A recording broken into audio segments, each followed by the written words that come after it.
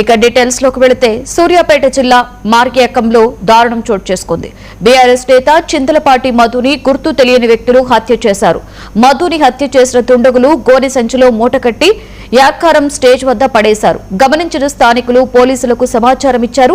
ఘటనా స్థలానికి చేరుకున్న పోలీసులు మృతదేహాన్ని పోస్టుమార్టం నిమిత్తం సూర్యాపేట ఏరియా ఆసుపత్రికి తరలించారు. మృతుడు మాజీ సర్పంచ్ రవీందర్ హత్య కేసులో నిందితుడుగా ఉన్నట్లు గుర్తించారు. పాత కక్షలే కారణమని పోలీసులు భావిస్తున్నారు. కేసు నమోదు చేసుకున్న పోలీసులు దర్యాప్తు చేస్తున్నారు.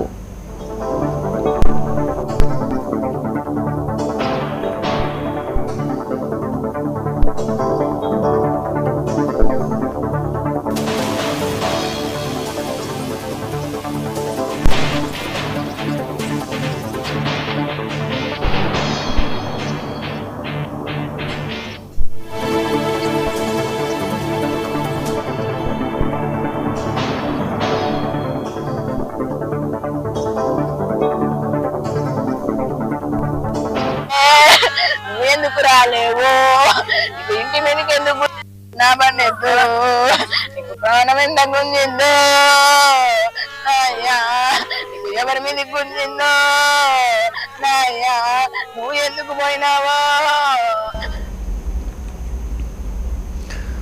ఇదే అంశం మీద మరింత సమాచారాన్ని మా ప్రతినిధి రామకృష్ణ అందిస్తారు. Ramakrishna, good morning. సూర్యాపేట జిల్లా యార్కారంలో ఒక బీఆర్ఎస్ నేత చింతలపాటి మధు హత్యకి గురైనట్లుగా తెలుస్తుంది. పోలీసుల నిర్ధారణలో ఏమని వాళ్ళు సమాచారం తెలుపుతున్నారు? ఓవరాల్ డీటెయిల్స్ ఏంటి రామకృష్ణ? ప్రధానంగా మనం చూసుకోవచ్చు, సూర్యాపేట జిల్లా ఎర్కారంకు సంబంధించినటువంటి చింతలపాటి మధు మర్డర్కు గురైనట్లుగా ఇప్పటికే పోలీసులు ప్రాథమికంగా గుర్తించారు. అయితే దీనికి సంబంధించి అనేక రకాల వాస్తవాలు వెలుగులోకి వస్తున్నాయని చెప్పేసి అయితే పోలీసులు చెప్తున్న పరిస్థితి ఉంది. దీనికి సంబంధించి పూర్తి స్థాయిలో విచారణ జరపడంతో పాటు వేగవంతంగా దర్యాప్తు పూర్తి చేయాలని జిల్లా ఎస్పీ నరసింహ ఇప్పటికే పోలీసు అధికారులకు ఆదేశించిన నేపథ్యంలో మధును హత్య చేయడానికి ముందు ఒక దగ్గర అంటే మొత్తం అంతా కూడా బీఆర్ఎస్ నేతలతో పాటు మరికొంతమంది కలిసి సిట్టింగ్ ఏర్పాటు చేసుకున్న సిట్టింగ్ అనంతరం ఒక పథకం ప్రకారం మధును హత్య చేసినట్లుగా గుర్తించారు. మధు గతంలో జరిగినటువంటి హత్యలో ఒక ప్రధాన హత్య కేసులో నిందితుడిగా ఉన్న నేపథ్యంలో పాత కక్షల నేపథ్యంలోనే అతన్ని చంపినట్టుగా కూడా గుర్తించారు. అయితే ఇదే అంశానికి సంబంధించి పూర్తి స్థాయిలో దర్యాప్తు చేయడం, సమగ్ర విషయాలు వెలికి తీయడం, అట్లాగే ఎక్కడ కూడా ఎలాంటి ఆనవాళ్లు దొరికినా వదిలిపెట్టకుండా పూర్తి స్థాయిలో దర్యాప్తు చేయాలని జిల్లా ఎస్పీ ఆదేశాలు జారీ చేసిన నేపథ్యంలో పోలీసులు మాత్రం చాలా కీలకంగా దర్యాప్తు చేస్తున్న పరిస్థితి ఉంది. ఇప్పటికే పలు బృందాలుగా ఏర్పడినటువంటి పోలీసు ఈ హత్యకు సంబంధించి పూర్తి వివరాలతో సేకరిస్తున్న పరిస్థితి ఉంది. ప్రస్తుతం బీఆర్ఎస్ నేతగా ఉన్నటువంటి మధు హత్య నేపథ్యంలో ఇటు బీఆర్ఎస్ నేతలు తీవ్రంగా ఈ హత్యను ఖండిస్తున్నారు. కాంగ్రెస్ పార్టీ అధికారంలోకి వచ్చిన తర్వాత మళ్ళీ హత్యా రాజకీయాలకు కేర్ ఆఫ్ అడ్రస్ గా సూర్యాపేటను చేస్తున్నారని కూడా ఆరోపిస్తున్న పరిస్థితి ఉంది. అయితే మొత్తంగా మాత్రం ప్రస్తుతం సూర్యాపేటలో జరిగినటువంటి హత్య కేసు మాత్రం అటు సూర్యాపేట పట్టణంతో పాటు బీఆర్ఎస్ వర్గాల్లో కూడా కొంత కలకలం రేపుతుందని చెప్పవచ్చు. అయితే దీనిలో ఇంకా పూర్తి వివరాలు ఏ రకంగా ఉన్నాయని మాత్రం మరి కాసేపట్లో జిల్లా ఎస్పీ ప్రెస్ మీట్ పెట్టి పూర్తి వివరాలు వెల్లడిస్తానని కూడా చెప్పారు. అయితే ప్రస్తుతం ఇప్పటి వరకు జరిగినటువంటి విచారణలో మాత్రం ప్రాథమికంగా మధును హత్య చేశారని, హత్య చేయడానికి ముందు పూర్తి స్థాయిలో ఒక పథకం ప్రకారం అతన్ని తీసుకెళ్లి హత్య చేసి ఆ హత్య చేసిన ప్రాంతం నుంచి ఎర్కారం ప్రాంతం వద్దకు తీసుకెళ్లినట్లుగా మాత్రం పోలీసులు ప్రాథమికంగా గుర్తించారు. దీనికి సంబంధించి అన్ని కోణాల్లో దర్యాప్తు పూర్తి చేసి పూర్తి వివరాలు వెల్లడిస్తామని పోలీసులు అయితే తెలియజేసిన పరిస్థితి కనిపిస్తుంది. Lakshmi, right, thank you Ramakrishna.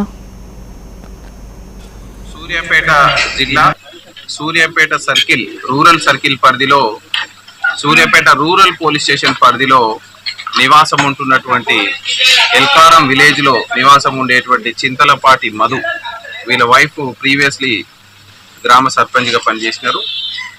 వారు నిన్న ఈవినింగ్ నుంచి మిస్ అయినట్టు మనకు late 2 o'clock town police station town police station complaint రావడం జరిగింది. ఇమ్మీడియట్లీ మనం కేసు బుక్ చేసినాం.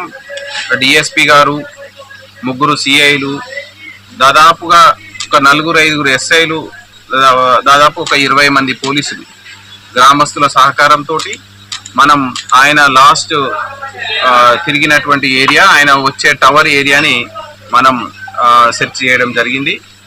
మనకు 3:30 ప్రాంతంలో మనకు సూర్యాపేట నుంచి జనగాం వెళ్ళే హైవేకి అంటే ఎల్కారం స్టేజ్ దాటిన తర్వాత లెఫ్ట్ సైడ్లో మనకు కల్వర్ట్ కింద ఒక గోనె సంచిలో అనుమానాస్పదంగా ఒక మృతదేహం ఉన్నట్టు రావడం, దాన్ని మనం అనుమానించి వాళ్ళ బంధువులకి ఇమ్మీడియట్లీ నైటే మనం తెలియజేయడం, వాళ్ళు చూసి గుర్తుపట్టడం.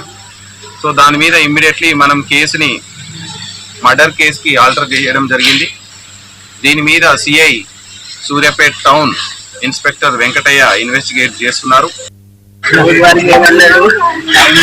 పంచాయతీలు ఉంటే పోతాడు వస్తాడు